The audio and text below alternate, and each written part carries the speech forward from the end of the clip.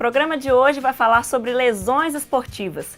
Quem nunca começou uma atividade física e não procurou a orientação de um médico ou de um educador físico? Eu converso hoje com o coordenador do curso de Educação Física do UNEC, José Antônio Martins Júnior. Tudo bem, Júnior? Tudo bem, Tassiane. Que bom estar aqui com vocês para falar de um assunto bacana, né? Que a gente milita muito tempo na área como ex-atleta e também hoje como professor. Vai ser bacana o nosso bate-papo. Pois é, o que eu falei é verdade, né? Para o pessoal, quando começa a atividade física, deixa de lado para poder uma orientação física do médico, do educador físico, já pega o tênis e já sai correndo, né? A dificuldade maior é o seguinte, as pessoas de alguma forma decidem fazer atividade física, aí começa com a atividade mais simples, vamos supor, a corrida, né? O pessoal quer começar a correr. Um médico, eu vi na televisão algumas pessoas falando sobre corrida, eu vou começar a correr. Como você falou, coloca um tênis, vai para a Avenida Dário Grossi e começa a correr. Então a gente está aqui para dar algumas dicas antes de colocar o tênis, pensar um pouquinho mais na sua saúde, ver como que sua saúde está para a gente depois começar a correr. Isso. E as lesões, né, esportivas também com as atividades físicas até mais simples, elas são muito comuns, né, Júnior? O que poderia ser feito para prevenir isso? Hoje em Caratinga, se for analisar de uma forma geral, os praticantes de esporte ou de algum tipo de desporto em Caratinga hoje está voltado para o futebol de final de semana, que o pessoal gosta muito, né, dos campinhos, dos veteranos, né, dos times, dos atletas, né, de semana. As pessoas que estão na academia, mas aí já tem mais uma orientação, que a grande maioria das academias de Caratinga hoje tem profissional de educação física, isso é muito bom.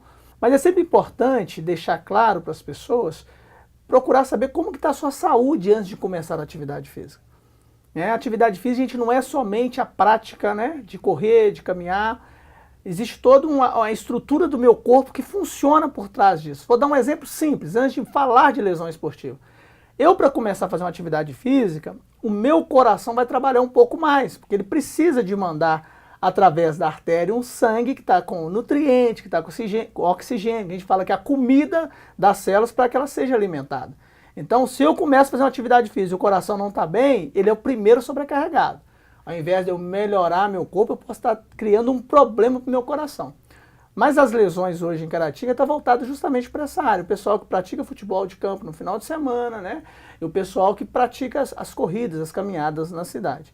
Então, assim, é importante observar a questão de calçado, a questão do piso, né? A orientação médica, procurar saber como que está o corpo primeiro, antes de praticar atividade física.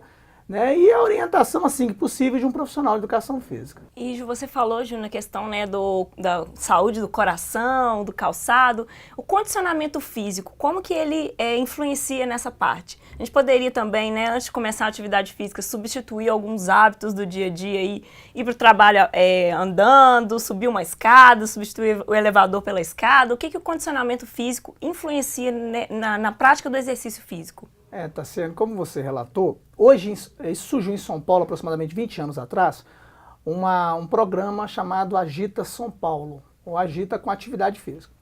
As pessoas sempre têm muita dificuldade a praticar atividade física. Por quê? Primeiramente, o nosso cérebro foi feito, né, ele acostumou com dormir e comer. E a gente vai buscar lá na história da educação física, os primeiros movimentos de atividade física partiram porque o homem na caverna parou de ter alimentação por perto. Ele teve que caçar, ele teve que pescar, ele teve que correr, ele teve que caminhar, né, para procurar a alimentação.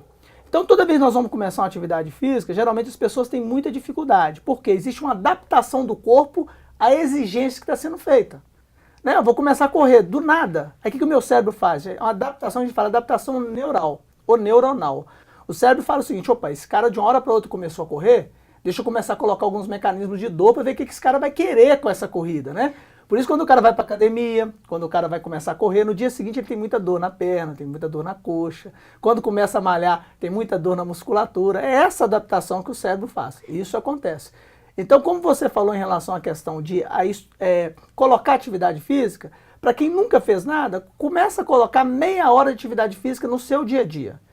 Não precisa ser primeiro com orientação do profissional. Como você falou, vou dar um exemplo. Eu vou no consultório médico, então eu vou no 12º andar do consultório médico. Eu pego o elevador até o 9º andar e os últimos 3 andares eu subo a pé. Eu vou para o meu trabalho de carro, eu moro lá no bairro Esplanada, eu estou vindo para o centro. Então eu deixo um carro um pouco mais lá no finalzinho do Olegário Maciel para eu andar 2, 3 quarteirões a pé. Então eu estou colocando atividade física no meu dia a dia, porque eu estou gastando aproximadamente meia hora para fazer aquilo. coisa que o meu corpo não fazia antes. E quais são as lesões, Júnior, mais comuns, das atividades mais comuns que a gente vê mesmo, né? A corrida, o futebol. Existem algumas lesões que são mais, que acontecem mais?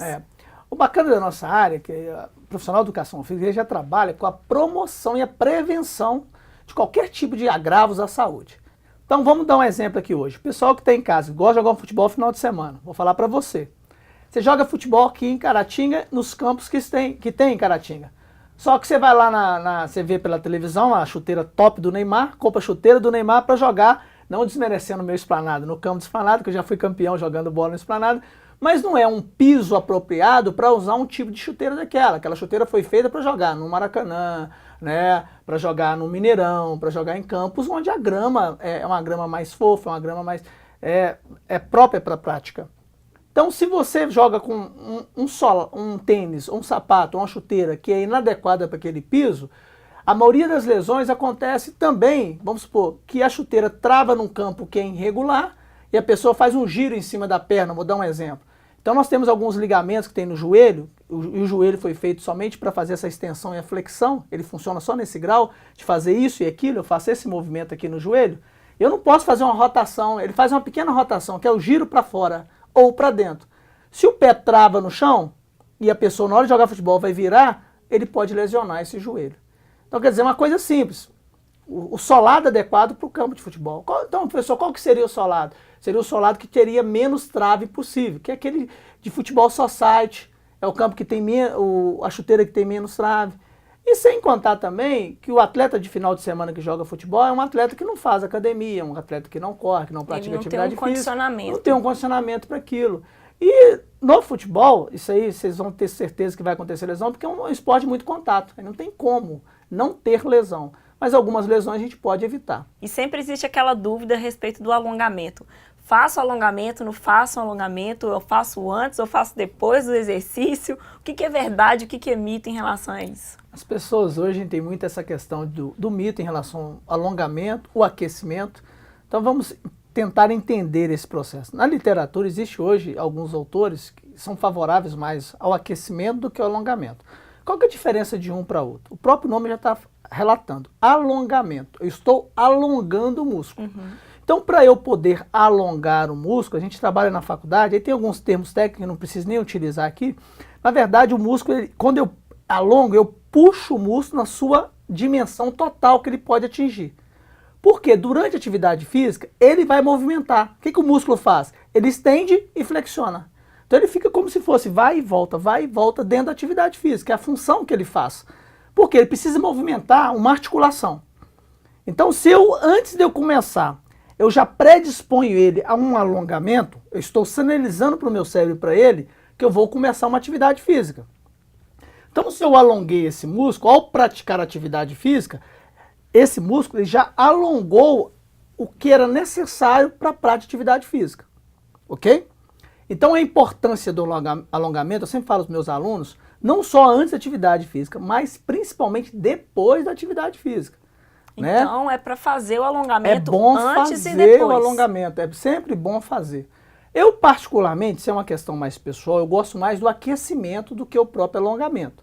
O que é o aquecimento? Eu vou fazer alguns movimentos com aquela musculatura exigida, alguns trotes, alguns movimentos para aquela atividade física, preparando também o músculo, porque eu vou fazer algumas contrações com o músculo, preparando o meu cérebro para aquela atividade física que está sendo executada. Então, assim, hoje não existe, eu tenho que fazer alongamento antes, eu tenho que fazer alongamento ou aquecimento antes.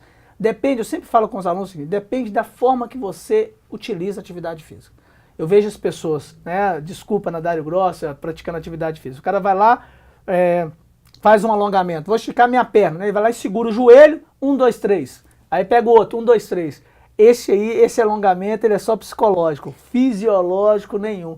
Para você fazer uma musculatura alongar, é no mínimo 15 a 20 segundos. Mas eu acho que é bem a questão da falta de orientação que a gente estava falando desde o começo do programa, né? Sim. Porque às vezes a pessoa não sabe como deve ser feito um alongamento bem feito, ou nunca teve uma orientação mesmo. A gente fala desses segundos porque existe um tempo para essa musculatura se manter alongada. Na verdade, o músculo são várias fibras musculares. E cada fibra muscular ali tem uma ação entre uma parte da fibra e a outra. Então tem que deslizar uma sobre a outra para acontecer o alongamento. Então o tempo necessário para que isso aconteça, algumas literaturas vão falar 15, 20 segundos, 25 segundos, que é o ideal, que é o tempo para realmente a musculatura alongar. E o mais legal disso, Tassiane, é a preparação do cérebro para a atividade física. Isso é o mais importante. Quando eu estou fazendo o alongamento, eu estou sinalizando para o cérebro, ó, prepara que nós vamos começar a correr. Como você disse, Júnior, atividade física rende muito assunto, né? Sim. Mas infelizmente a gente vai ter que encerrar o nosso papo. Foi um prazer te receber aqui no Saúde. Eu que agradeço a oportunidade, Tassiane, a TV UNEC, do programa. É sempre bom falar de saúde, né? Porque nós não vivemos sem ela. E é muito bom falar da atividade física, é uma área que a gente é apaixonado, eu sou profissional da área e assim que puder, pode convidar que a gente vai estar aqui falando sobre vários assuntos dessa área. Com certeza. No próximo bloco a gente conversa com o ortopedista Sávio Laborne.